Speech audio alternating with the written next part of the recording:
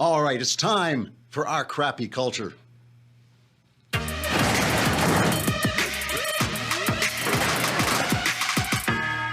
This is my favorite part of these things. You know, I don't even want. I just like the graphics. You know. So, you know, talking about the racial divisions in our country and how many of them are real and how many of them are just stuff that the that the news media gins up, and why the news media gins up. And we're going to talk about that. Chanel Helm, who is the organizer, one of the big organizers of Black Lives Matter in Kentucky, has issued on Facebook a decree of what she wants white people to do, what she thinks 10 demands that she has of white people. I'm not going to read them all, but I think that it really speaks to something in the Black Lives Matter movement and in Black culture. You know, let me start this before I get to this. I've been watching kind of bit by bit this Showtime video, a Showtime documentary on Whitney Houston. The reason I'm watching this is because when Whitney Houston appeared on the scene back in the 80s, I had never seen a woman so beautiful. I mean, I thought that she was the most beautiful woman I had ever seen. She must have been like 19, 20 years old, and I was much younger. And she had this incredible instrument of a voice. I never liked her music much. It was very pop for me, but she was just unbelievable. And I remember standing in a gym in a hotel in Atlanta and watching her on trial at some kind of court case where her boyfriend or husband had beaten her up yet again, and she was obviously a drugged out, very damaged person. And I just remember thinking, like, what does it take to make people happy? I mean, here she is, beautiful. She has a talent that came right from God, just delivered right from God. She had all the success in the world. She broke every record, she had that hit movie, The Bodyguard, and still is a miserable person who basically ended up killing herself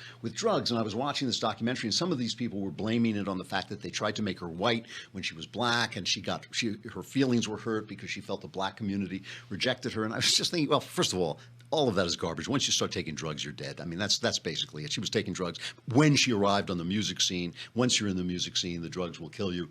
So she was already on that. But I was just thinking about this. I was thinking, like, does she have, just because she comes from Newark, does she have to sing soul music? I mean, is that the way it is now? I mean, is it like basically you can't have a personality that appeals to a wider audience and all this stuff? And this division that is this, so much of this seems to us white people now to be generated from the black community. So here is Chanel Helm of Black Lives Matter.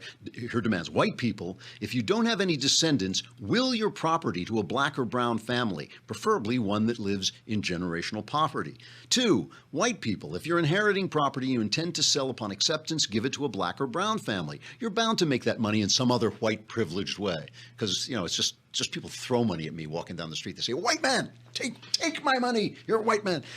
White people, if you can afford to downsize, give up the home you own to a black or brown family, preferably a family from generational poverty. Here's my favorite one.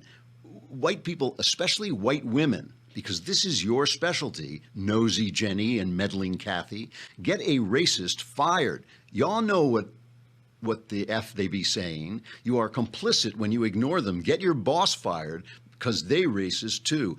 On and on and on. Just all these racial slurs. They're racial slurs. I mean, that's what that is. It's a racial slur. That people are racist just and we sit there and we say, well, I'm not bothering you. I don't feel that way. I would hire, we'd hire, we would like you, and all this stuff. But how can we react to this? And all that racism that you were fighting in the past is gone. Shelby Steele, one of the most brilliant men in the country, and a guy who just doesn't write enough, as far as I'm concerned. Every now and again, he has a piece in the Wall Street Journal. He wrote a piece saying, will the left ever let go of this stuff? And he says, it begins, is America racist? It used to be that racism meant the actual enforcement of bigotry, the routine implementation of racial inequality everywhere in public and private life. Racism was a tyranny and an oppression that dehumanized, animalized the other. It was a social malignancy, yet it carried the authority of natural laws if God himself had dispassionately ordained it. Today, Americans know that active racism is no longer the greatest barrier to black and minority advancement. Since the 1960s, other pathologies, even if originally generated by racism, have supplanted it. White racism did not shoot more than 4,000 people last year in Chicago. To the contrary, America for decades now, with much genuine remorse, has been recoiling from the practice of racism and has gained a firm intolerance for what it once indulged. But he goes on to say, this is Shelby Steele, one of the really top thinkers in the country, but Americans don't really trust the truth of this. It sounds too self-exonerating. Talk of structural and systemic racism conditions people to think of it as inexorable, predestined. So we want redemption, he says, because we don't trust that America has been cleansed of this sin. We want redemption. He says, redemption, paying off the nation's sins, became the moral imperative of a new political and cultural liberalism. And that's what this woman is talking about. Give up your property. I mean, you work so hard, all of us, we work so hard to have our family in a nice house, to give our kids good schooling, to give them a chance in life. And she wants us to turn around and give this up because, boo-hoo, something. And what he says, what Shelby Steele says, is she essentially, and the left, are selling innocence. They're telling you that they will redeem your sin if you agree with them. America's moral fall in the 60s made innocence of the past an obsession. Thus, liberalism invited people to internalize innocence, to become synonymous with it, even to fight for it as they would for an ideology. But to be innocent, there must be an evil from which to be free. The liberal identity must have racism, lest it lose innocence and the power it conveys. The great problem for conservatives is that they lack the moral glibness to compete with liberalism's innocence. But today there are signs of what I have called race fatigue. People are becoming openly cynical toward the left's moral muscling with racism. Add to this liberalism's monumental failure to come even close to realizing any of its beautiful ideals. As idealism was the left's political edge, shouldn't realism be the right's? Reality is the informing vision, and no more wrestling with innocence. Let me just end by playing this one piece that was on NPR. This is a guy named William Weaver, who is now the chief of surgery at a facility in North Carolina. William Weaver, if you can't see him, he's a black guy. And he was sent to school in Tennessee as a sophomore to integrate this school. He was one of the first black kids into this school. Listen to his story. He's now an older man. Listen to the story of what it was like to integrate a school in Tennessee. As soon as we got into the school, the principal was calling the roll. He said, "Bill Weaver." And I said, "My name is William." And he said, "Oh, you're a smart N-word." I'd been in school maybe 30 minutes, and he suspended me.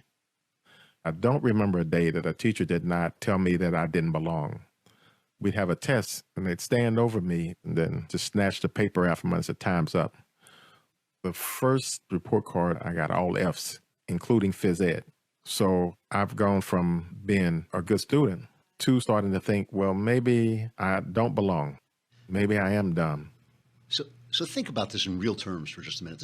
He's a sophomore, so he's 15 years old. He's a 15-year-old child in a school. The teacher calling him the N-word, teachers standing over him, snatching his, what is that?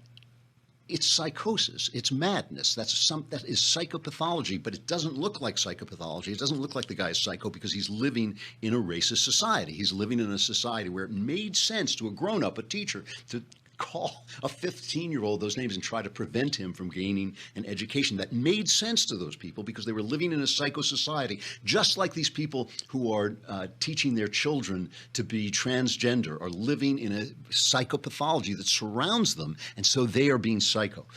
The thing about this kind of thing, and we saw this in the generation of Jews after the Holocaust, is it creates trauma. It traumatizes people, and it can traumatize an entire people, just like psychosis can make an entire group of people psychotic. I mean, you go to Brooklyn, New York now and talk to people about transgenderism, they say words come out of their mouth that are nuts, and the same thing was true about these in this school where all these teachers were trying to prevent this child from getting the education that turned him into a doctor. The way evil works is it turns its victims into itself. Child abusers, children who are abused, innocent children who are abused, grow up oftentimes and become child abusers. Let me put that in a more exact way. Most child abusers were once abused children. Let's put it that way, because not all abused children become child abusers, but almost all child abusers were once abused children. Evil turns its victims into itself. What we're dealing with in this country is trauma. And when the left always says to us we need a conversation about race, what they mean is they're going to browbeat us and tell us that we all have to be leftists in order to solve these problems, which is nonsense. But what the real conversation should be is how do you get over trauma? We had a trauma. I get it. It's a real thing. We had a trauma. Giving people property is not going to make that go away. Giving people money is not going to go away. People who are traumatized repeat the trauma over and over again. That is what happens to people who are traumatized. If you were traumatized by a mean mother, you're going to go out and find mean women. If you were traumatized by an abusive father, you're going to go out and find abusive men. People who are traumatized do the same thing over and over again. And that's the conversation about race we should be having in our crappy culture. Can we see the crappy culture thing again? I love this.